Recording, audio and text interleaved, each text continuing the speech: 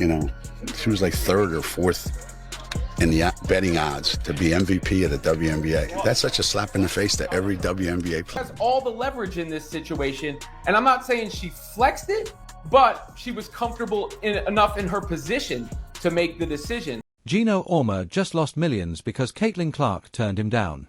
The coach, who once criticized Clark's fans, is now saying something completely different.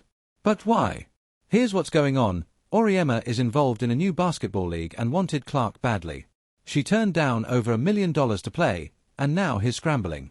His comments are changing so quickly, it's like watching a car crash in slow motion. Remember when Geno Auriemma, the famous UConn coach, said Caitlin Clark wouldn't succeed in the WNBA?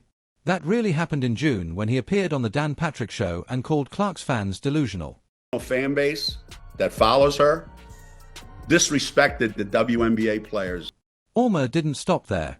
He also said Clark wasn't ready for the WNBA.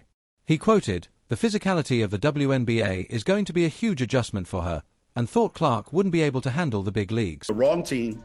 She's got the wrong skill set to handle the physicality of that league, and she's a rookie. According to Geno, Clark's success in college wouldn't translate to the WNBA. He was sure she'd struggle because of the physical nature of the league. He believed Clark's slim frame wouldn't hold up against the stronger, more experienced players. Auriemma even suggested she might get knocked around and have trouble getting her shots off.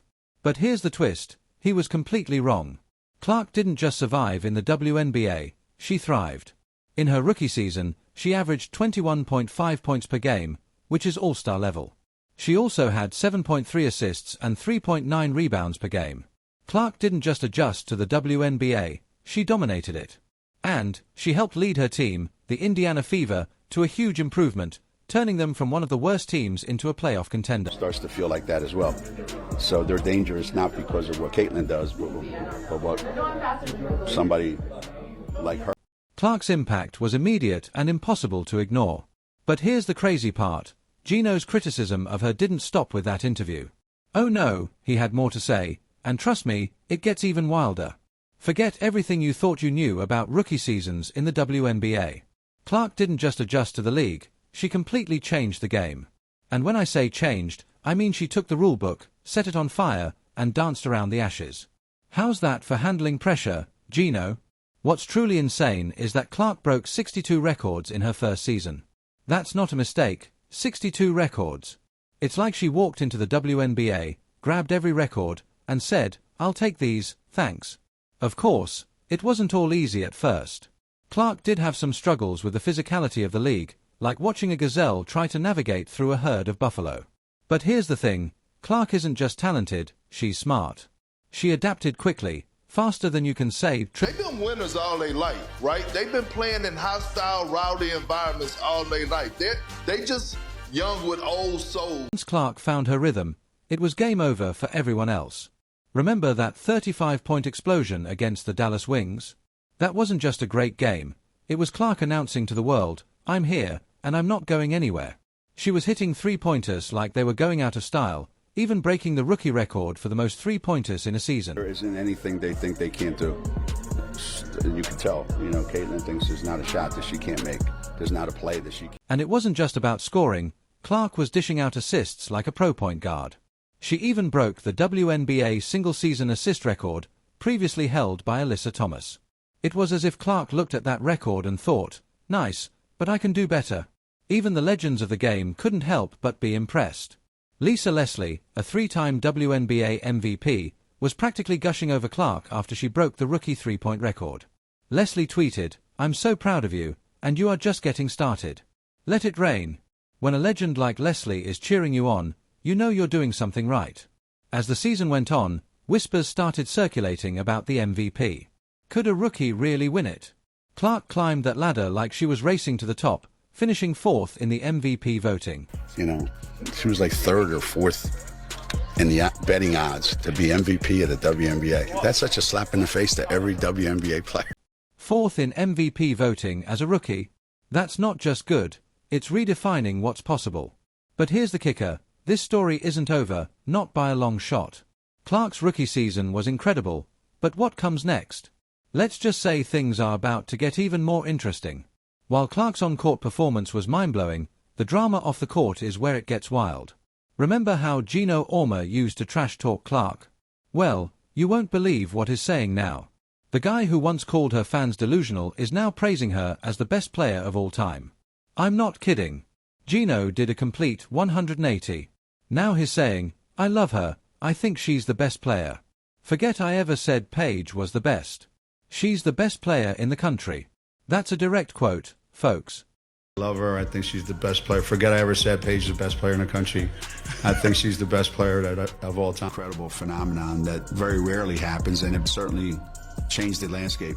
It's like Geno woke up one day and decided Clark was suddenly the greatest thing since sliced bread. But why? What made him change his tune so quickly? Here's where it gets juicy. Turns out Geno's involved in a new venture, a 3-on-3 basketball league called Unrivaled. This isn't just any league. We're talking six-figure salaries and equity stakes for players. It's meant to be a major alternative to playing overseas. And guess who they wanted as their star player? Yep, Caitlin Clark. Now, imagine you're running this new league, and you've got WNBA stars like Nafisa Collier and Breanna Stewart on board. But to make a real splash, you need the biggest name in women's basketball, that's Clark.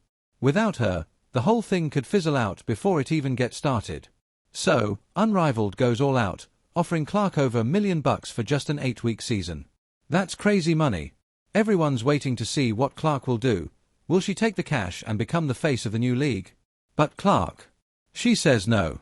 She turns down all that money to rest and recover after her intense rookie season. And I'm not saying she flexed it, but she was comfortable enough in her position to make the decision. Leave it. $1 million, and she's like, nah, I'm good. That's some serious self-confidence right there. You can bet Geno wasn't happy. He's got money riding on this league, and Clark just pulled the rug out from under him. Other stars like Aaliyah Boston and Lexi Hull signed up, but without Clark, it's just not the same. The fallout from Clark's decision? Oh, it was huge.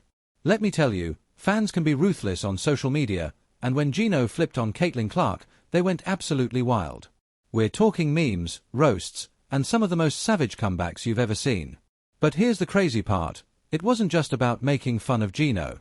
This whole mess actually threatened to tank an entire league before it even got off the ground.